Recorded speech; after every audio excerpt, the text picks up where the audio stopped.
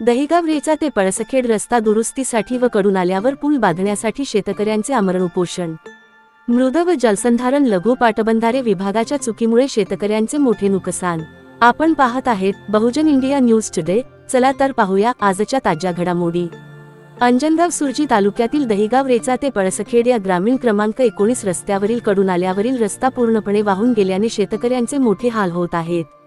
शेतातील संत्रा, केळी, पपई शेतीमाल, वाहन वाहतूक करणे तसेच दैनंदिन व्यवहारांमध्ये मोठा अडथळा निर्माण झाला आहे। गेल्या महिनाभरापासून शेतकरी प्रशासनाकडे वारंवार निवेदन देऊन रस्ता दुरुस्तीसाठी व कडून नाक्यावरील पूल बांधकाम करण्याची मागणी केली होती। मात्र अद्यापही प्रशासनाने कोणतीही ठोस कार्यवाही केली नसल्यामुळे संतप्त शेतकऱ्यांनी अखेर उपोषणाचा मार्ग अवलंबला आहे। आज दिनांक 24 सप्टेंबर 2025 रोजी सकाळी 10 वाजल्यापासून दहिगाव रेचा येथे शेतकरी बेमुदत आमरण उपोषणास सुरुवात केली। जोपर्यंत रस्ता व पूल बांधकामास सुरुवात होत नाही तोपर्यंत उपोषण सुरूच राहील असा इशारा शेतकऱ्यांनी दिला आहे।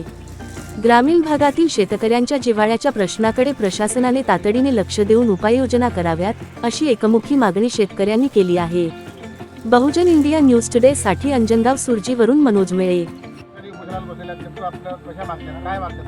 आम्हाला फक्त आजचा पूल पाहिजे आणि रस्ता पाहिजे।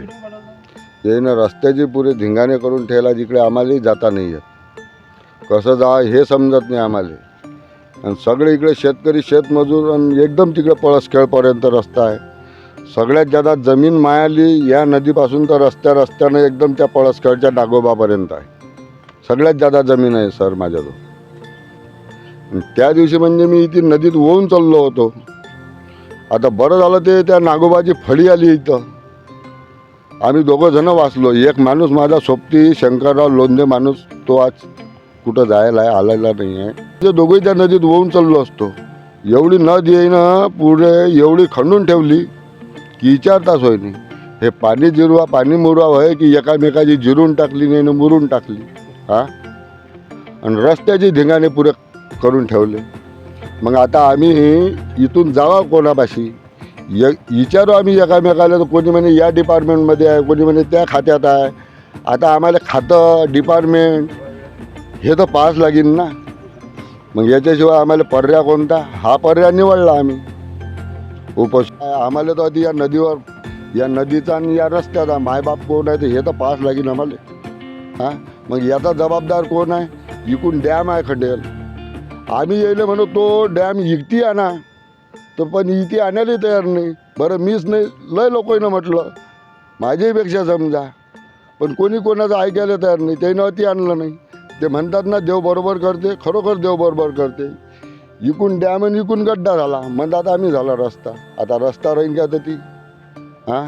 शात्यावर आम्हाला गोटा ठेवा लागते, नदीतून निघा लागते पाण्यातून। त्या दिवशी वाहून चाललो होतो तर बरं झालं आम्ही 2 पलट्या खाल्ल्या।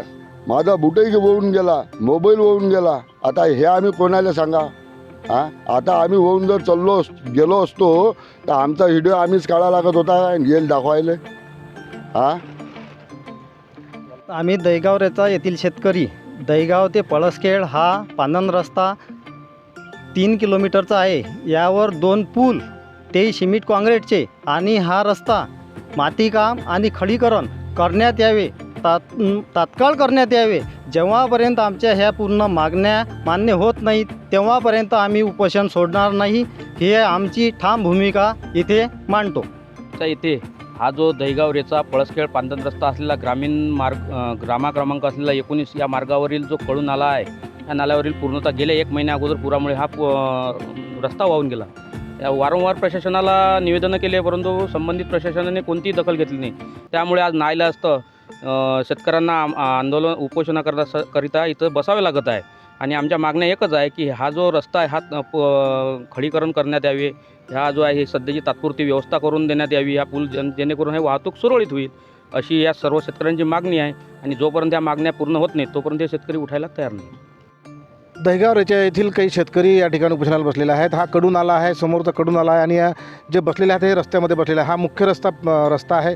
यांचं असं म्हणणं आहे की हा मुख्य रस्ता दहिगावपासून ते पळसखेडपर्यंत जो रस्ता आहे हा करून देण्यात यावा, याच्यावर खडीकरण करून देण्यात यावं आणि सुव्यवस्थित हा रस्ता करून देण्यात यावा। त्याचप्रमाणे हा जो नाला आहे कडू नाला, या नाल्यावर सुद्धा बांधकाम करून पूलसुद्धा बांधण्यात यावा, कारण की या भागामध्ये कमीत कमी 500 ते 600 शेतकऱ्यांची शेती वगैरे आहे आणि पिका पाणीसाठी आणि त्यांच्या मशागतीसाठी जावं लागते.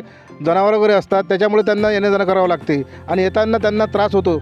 मागच्या वेळी येताना एक शेतकरीसुद्धा या पाण्यामधून वाहून होत होता, परंतु काही शेतकऱ्यांनी त्यांना बचावलं म्हणून वाचले, अशी परिस्थिती या ठिकाणी निर्माण झालेली आहे. परंतु शासन याकडे लक्ष देईल का, ही आता मोठा प्रश्न निर्माण झालेला आहे. मनोज मेळे, बहुजन न्यूज टुडेसाठी अंजनगाव सुरजी.